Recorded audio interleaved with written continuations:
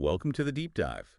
Today we're venturing into the pretty intricate history of the Bonanno crime family. Yeah, a really complex story. I've got a fascinating collection of sources, laid out some Wikipedia entries covering the family itself, the pivotal Castellammarese War and Salvatore Maranzano. And those articles on the five families and Maranzano's fall, too. Good stuff there. Exactly. So our mission today is really to cut through the noise, try and understand the core elements that have shaped this enduring, though maybe currently fractured organization. Right. Get to the key insights. Yeah, those aha moments without getting totally bogged down. Okay, let's get into it. Well, what's really striking right from the start is that the Bonanno family story, it has these incredibly deep roots stretching all the way back to Sicily. Right, it didn't just spring up in New York. No, not at all. Salvatore Bonanno's father, his brothers, they were already involved in organized crime over there. And crucially, they had strong ties to Stefano Magaddino. Magaddino. He was an early player, wasn't he? Part of that Castellammarese group. Exactly. He immigrated to New York way back in 1902. So that connection, that transatlantic link, was fundamental from the very beginning.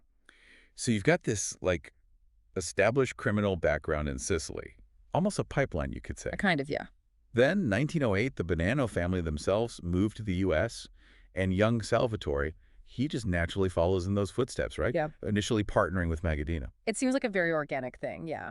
But that initial partnership, it changed. Magaddino eventually went off to Buffalo. Ah, right, where he set up his own pretty powerful crime family. Exactly. And back in New York, meanwhile, Nicola Cola-Shiro, he steps up to lead the Castellammarese clan, which kind of sets the stage for what comes next. Which leads us, straight into the Castellammarese War, 1930 to 31. Sounds like a really brutal, transformative period. Oh, what? What was the core issue? What were they fighting over? Well, basically, it was a struggle for control. Control of mafia operations across the whole U.S., really. On one side, you had Giuseppe Joe, the boss, Masseria. Yep. His power base was mostly guys with roots in southern Italy, Sicily, Calabria, Campania. Big names in his faction: Lucky Luciano, Albert Anastasia, Vito Genovese, Frank Costello. Right, the heavy hitters. And on the other side, You had Salvatore Maranzano. He was representing the Castellammarese faction, people tied to Castellammare del Golfo in Sicily. so a real geographical split almost. You could say that.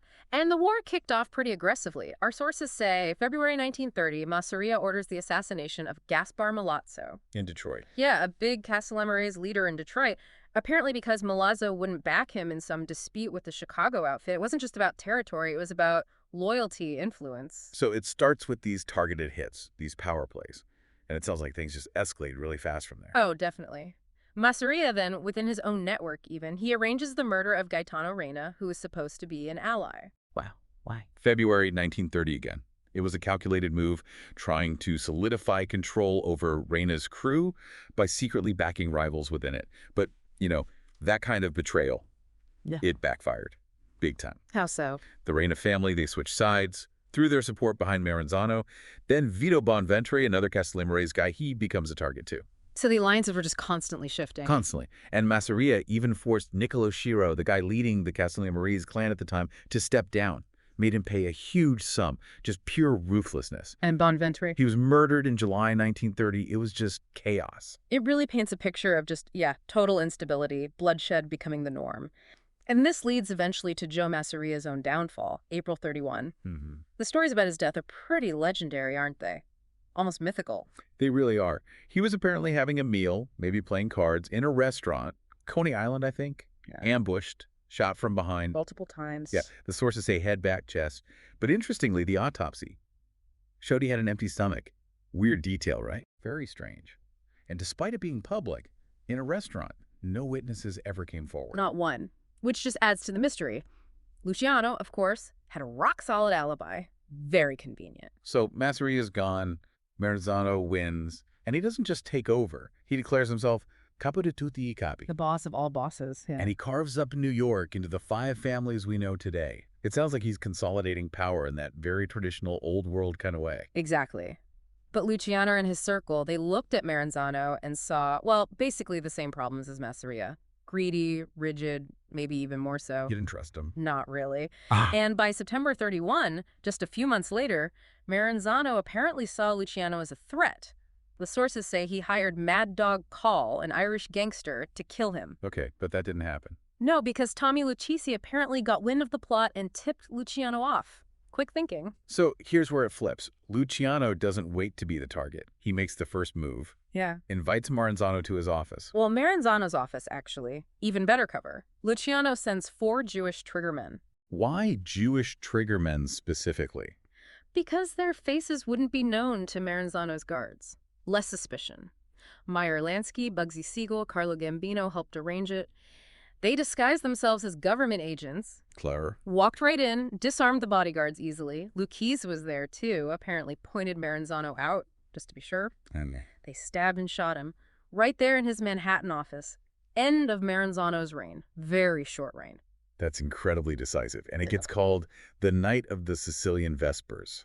For anyone listening who doesn't know, what's the connection? Why that specific name? Well, the original Sicilian Vespers, that was way back in 1282. It was this sudden, really violent uprising against French rule in Sicily, Easter Monday. Just boom, attacks everywhere, completely changed the power dynamic. Oh, okay. So Luciano's move against Maranzano, it was similarly swift, violent, and it fundamentally changed the power structure of the American Mafia. A real break from the old ways, you know? Definitely. And the immediate aftermath is, well, kind of revolutionary for the mob, isn't it? Luciano doesn't step up and claim the boss of all bosses title for himself. No, he does the opposite, abolishes the title completely. He recognized that it just bred conflict, made the guy holding it a constant target. Smart. So what did he do instead? He pushed for establishing the commission, a governing body, like a board of directors made up of the heads of the different families. It was a radical shift, really, more corporate. Aimed at stopping the constant infighting. Exactly. Minimize the wars, create more stability, make things run smoother across the board. And this idea, this shift to collective leadership, Joe Bonanno himself wrote about it, right? In his book. Yeah, he did. Described it quite vividly, actually. Said they collectively revised the old custom of looking toward one man, replaced it with leadership by committee, a kind of parliamentary arrangement, a council to settle disputes, set rules. Big change. So with this new commission structure in place, the Bonanno era really kicks off. Under Joseph Joe Bonanno's Bonanno. He had a long run, didn't he? Amazingly long, 1931 right through to 68. But definitely not smooth sailing the whole time. Lots of drama. Like his disappearance in 64. That caused chaos. Absolute chaos. Vanished mysteriously, created a huge power vacuum. The commission actually stepped in, forced Gaspar di Gregorio into the leadership spot, which just split the family even more. So Bonanno loyalists versus the commission's pick. Pretty much. Bonanno eventually reappeared in 66, which led to this period of really intense internal conflict before he finally retired after a heart attack in 68. And in between. You had disputed leaders, acting bosses like Paul Siaka trying to, hold the pieces together. It was messy. And that internal fighting, after Bonanno disappeared, that's the Bonanno War of the mid-60s. That's the one, yeah. A really turbulent, destabilizing time for the family. What was driving it, mainly? Just the power vacuum. That was a big part, yeah. Bonanno vanishing just sparked ambition everywhere. But also, the commission imposing Di Gregorio, a lot of Bonanno loyalists saw that as outside interference. Yeah. Meddling. So loyalty versus external pressure. Exactly. It just ignited all these underlying tensions, violence, infighting. It really showed the cracks in the family structure. And that period definitely seems to have set the stage for more instability later, even after Bonanno was gone for good. We see guys like Philip Rusty Rastelli become the official boss, but he's in and out of prison. Right. Which means others, like Carmine Galante, can step in as the de facto leader. Yeah. And that often led to more violence. Galante's murder in 79 is a prime example. This constant jockeying for power just keeps happening. It really does.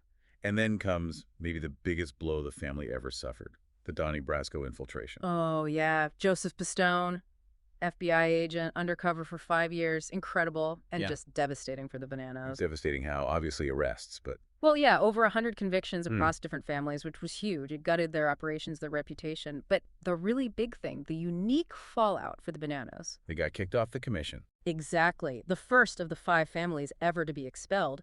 It was unprecedented punishment for letting an agent get that deep, stay that long, without figuring it out. And that wasn't just symbolic, right? That had real consequences. Huge consequences. They lost their seat at the table, couldn't participate in the big decisions, couldn't mediate disputes with other families easily.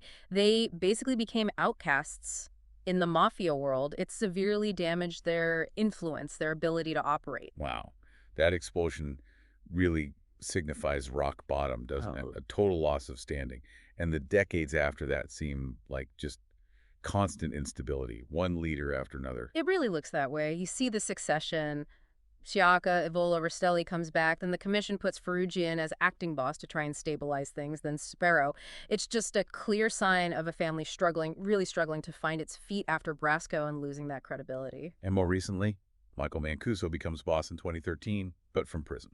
Yeah, which obviously creates its own leadership problems. You need someone on the straight. Hence the revolving door of acting bosses, like Di Fiore Camerano Jr. Exactly. And that brings us to that really traumatic recent incident. 2022, Mancuso and Joseph Camerano Jr. at Vito Grimaldi's wake really shines a light on the internal problems right now. What happened there?